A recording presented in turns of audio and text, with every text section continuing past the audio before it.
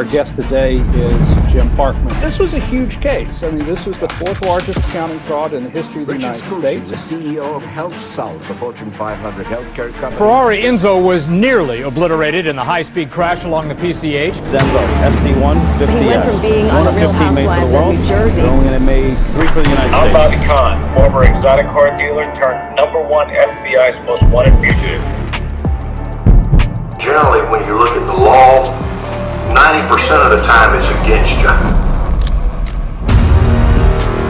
The FBI put a $20,000 reward for information into his arrest. Bobby Khan scammed super rich customers at a New Jersey car dealership. Join myself and James Parkman, my attorney and best friend, as we have cars, courts, and conversations.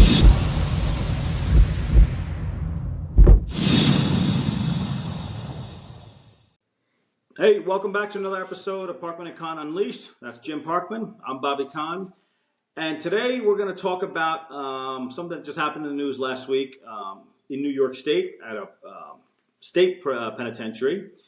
I don't know if you've read the news, Jimmy, but an inmate that was just transferred to Marcy State Correctional Facility was beaten brutally by 9 guards. And I think there was 3 or 4 others that were standing around just watching.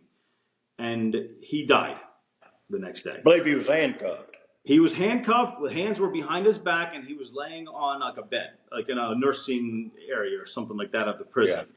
Yeah. And I watched the video, and as you know, I've been to prison, and I've experienced what prison is like, and I've experienced what jail is like. I've been in parts of the jail that were, what would you call it? Not high risk, but maximum security. And I've been to a camp.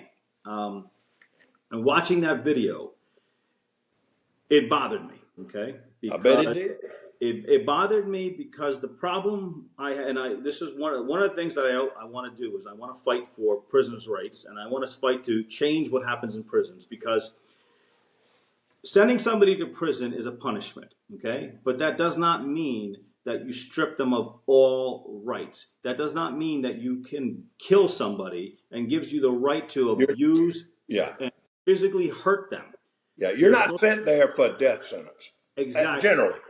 Exactly. Now, I don't know what this guy, I know what the guy's crime was. He was serving a 12-year sentence, and he was transferred from one prison to another prison, which happens all the time because they're shuffling things around and you get sent to another prison. Regardless of what kind of disrespect that he may have given them, like if he mouthed off when he got to the cops or something like that, okay? He was cuffed. He was on a bed. Why did 9 guys have to beat him?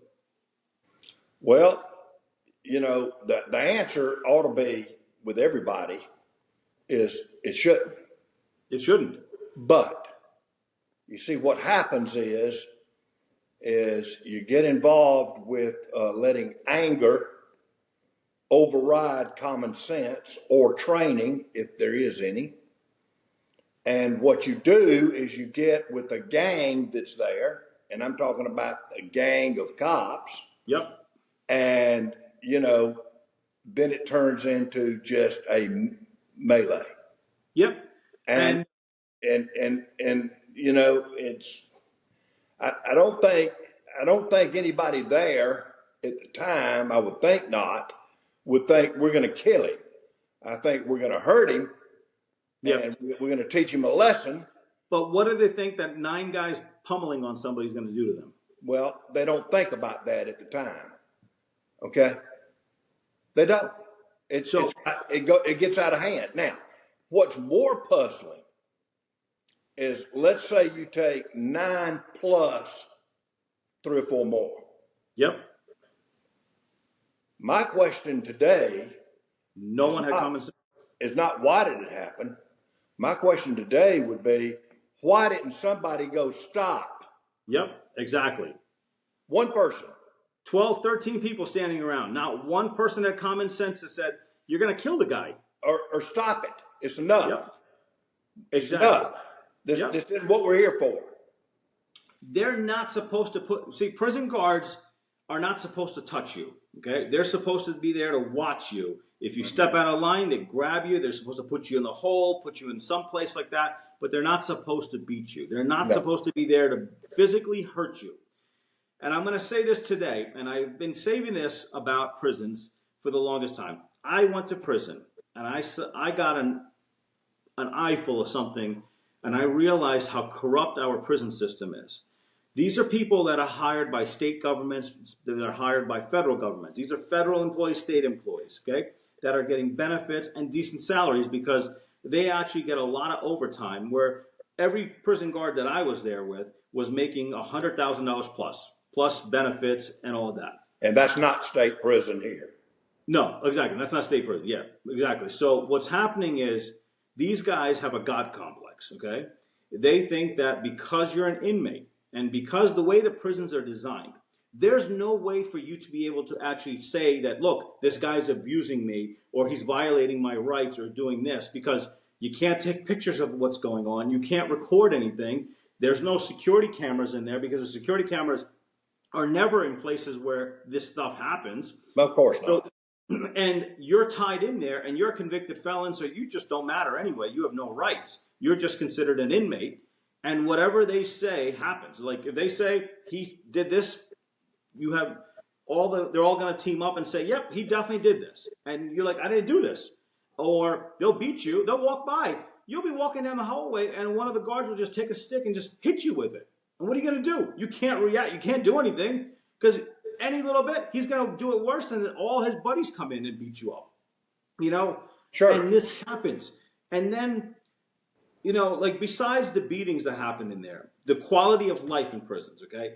I get it. You go to prison, you're supposed to be taught a lesson, but our prisons are not actually reforming people. They're creating more criminals. They're creating recidivism. Because instead of, like, all these programs that the public is told that exist in prisons do not exist, okay? I'm going to give you my example. Donald Trump passed the First Step Act, which you know, you're an attorney, you know what it's about, right? The First Step Act is that if you take courses and you do this, you get time off your sentence. It says that if you get sentenced under these guidelines, you get this much time shaved off you. Some newsflash, when you go to prison, they don't even honor the First Step Act. They're not even implementing it the right way. This is now 5 years after President Trump passed this law, and today they're still not doing it properly. Let me tell you something very stupid that they did. I spent 3 months more in prison than I was supposed to, as you know. As I know. The paperwork that, you know, so basically when it comes down to it, you're supposed to serve 50% of your sentence, not the 85%. Well, what they do is they do your paperwork, and then they say, well, we sent the paperwork across the street. But what happened is that the paperwork is sitting there for 2 weeks. So FSA, your First Step Act credits kicked in, and your date to be your sentence to end changed. So now we have to get the paperwork back in here. We have to redo it and send it back there. And it has to get signed by 5 different people. Well, what they do is every time you send it back, well, the date's going to change because the date changes every 30 days. And you're screwing people up because all they're doing is keeping people in there so they can stay employed. The other thing is that we live in a place where it was mold, okay? There's mold, the food's not proper. I mean, I worked in the kitchen, and everything that came in there was expired, right? And then all of a sudden, the feds would sit there and tell them that there's an inspection coming on the 23rd of the month. Guess what happens? They hand us paint rollers, they hand us cleaning supplies, they hand us all kinds of stuff and say, go clean everything, right? Then all of a sudden the lights are working, the bathrooms are working, everything's painted, and they would all tell us the day before, if any one of you complain about anything that goes on in this prison, you're going to spend the next 6 months in a hole. So now the inspectors come in, this congressman comes in or whatever and walks through, and all the prisoners are standing there in their best uniform, smiling. Yep, everything is good. And then they leave, and it goes back to shit the next day. Mm-hmm. And that's the problem that you have in prisons, among so many other things. All the drugs that come into prison are brought in by the prison guards. All the cell phones that come in. Every prisoner in prison has a cell phone. Yeah. How? They're being brought in by these guards. These guards have no accountability, and I hope that these 9 guards and the other 3 that were sitting there, I think they need to be charged. Oh, they should. They need to be charged with manslaughter. Now, I've had, well, unfortunately, I've had 2 cases involving the same thing. Okay. And of course, they You charged. represent the prison guard? Yeah. Okay. And they well, I did. I want to clarify that I represented one that did not take that was not there for the beating. Another guy, another guard did the beating, the sergeant. Okay. And he's okay. Okay. And my guy was under him. And what got him was, the FBI shows up and questioned, what went on, and he lies for the sergeant, and he did it for a reason. Because he didn't want retribution. He didn't want retribution, and so now that he's lied to the FBI, you're coming to the Martha Stewart situation where obstruction of justice. Yeah, but the one that did it beat the guy to death, and did it in the medical unit where there's no camera. There's no cameras there. That's right. So it's and he did it out of anger. Yep. Because the inmate disrespected a girl that he knew. Okay. And so he decided to take it upon himself to teach him a lesson. Yeah. And beat him to death. And no, they tried him for murder. They did it all for murder. Yeah. Did he get convicted? Oh yeah. Okay. Good. Oh yeah. I think there has to be punishment for everybody, equal justice, right? Because if I did something, I'm going to get sent to prison, and it should be the same. It doesn't matter if you're a government worker or not. Sure. And because unless there's repercussions, this will continue going on. And our prison system is so antiquated and medieval, I would say. It needs a serious cleaning. And I've put together a whole thing of, I plan on going to DC and speaking about this and speaking about what the problems plague our Bureau of Prisons and what needs to be done and how we can reform this. Because you're never going to the problem is prisons become a big business. It is. Sure it is. Yep, it's big business and nobody wants it to end. And if tomorrow crime ends, all these people are unemployed. Like the prison guards would tell us ourselves, you guys are our customers. We need you guys because without you guys, we don't have jobs. Well, yeah, absolutely. I mean, that's there, and crime's not going to end. Okay. It's been around forever, and it's not going to end.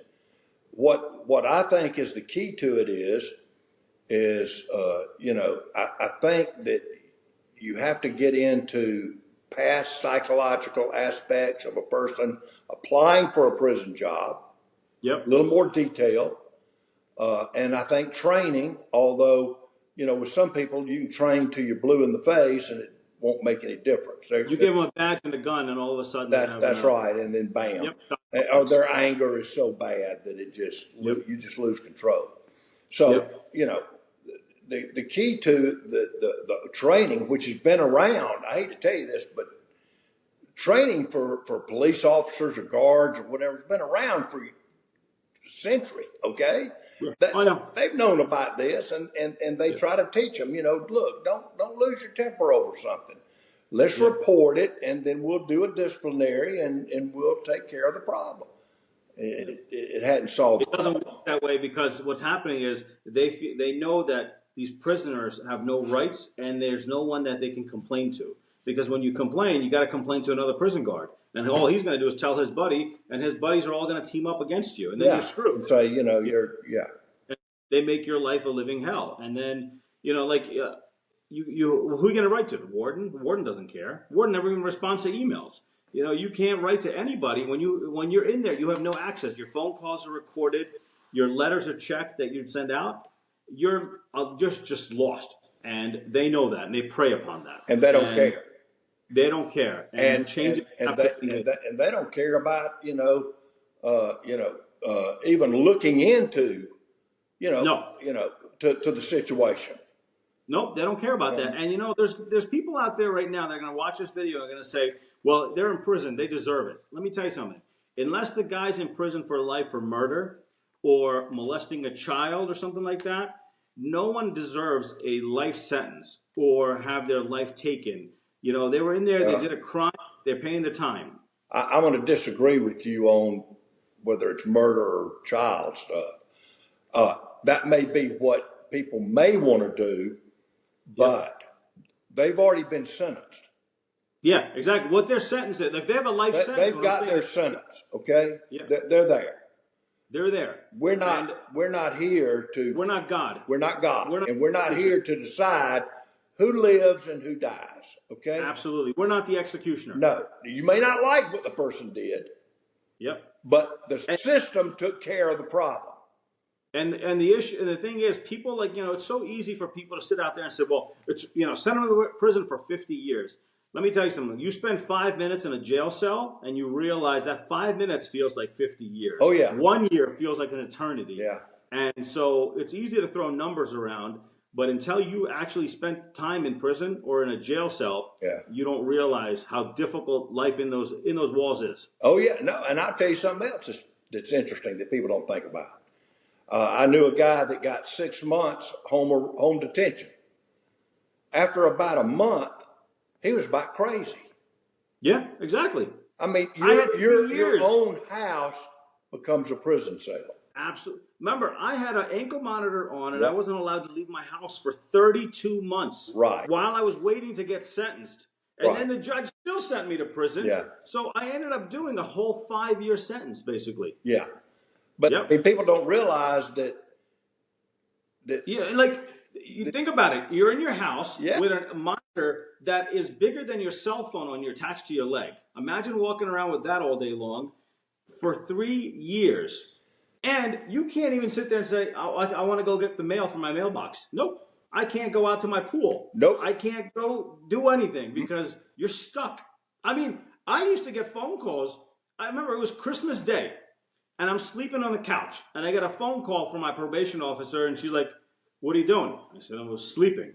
Why? I said, she's like, well, you haven't moved in 3 hours. Because I'm sleeping. It's Christmas Day. Like, they're check on you on stupid shit. Yeah. And if you, yeah, they want to know where you are and, you know, and what's going on. But but even the home can become a cell. My home felt like a prison. And then, you know, being away, you know, from your family and being in a cell somewhere else. And, you know, they don't let you pick your roommate. Okay. No. You know. They don't let you pick anything. Your food is horrible. Your living conditions horrible. You're away from your family. You can't take care of your family. So your world on the outside is crumbling while you're inside helpless. You just feel helpless. You are feel helpless. You can't help anybody, but yet you're dependent upon everybody else because while you're in there, guess what? You still have to survive. You have to live with shit. You have to live with people screaming and yelling 24 hours a day. And then on top of that, while you're in there, they give you such horrible food. They give you nothing to wash yourself or do this. So now you have to find a way to come up with $100 a week to buy groceries or $150 a week because they charge you $8 for a stick of deodorant. Yeah. How do you expect people that have no jobs sitting in prison to do that? They're making, if they're lucky, $13 to $17 a month. How are you supposed to spend $100 a week? So what? They have to ask their family and friends to that. And those family and friends are already struggling on the outside because you're gone. Yeah. And then on top of that, you end up with a situation where a person is beat to death. Absolutely. For no reason. I mean, because I mean, I don't care what you say to a law enforcement officer. Okay, words don't hurt. No. Yeah, this guy probably mouthed off. He probably was transferred from another prison, and they had him naked. And because obviously he was already in his underwear right now, he was probably naked, and they said something to him, and he probably cursed them out. Or said, made some rude remark. But you are supposed to, as a law enforcement officer, be immune from that. Yep. You are supposed to be able to just go, okay, all right. Yeah, words don't hurt. And that's the way it should be. Okay? Yep, but not here. Not here. So I hope these guys get what's coming to them. I hope they get punished, and I hope they feel what it's like to be in that prison on the other side. Well, you know, I'm sure it's coming. I'll be honest with you. Yeah, watching this case. So yeah, it'll happen. They'll be charged, and it will not shock me if they charge them with murder.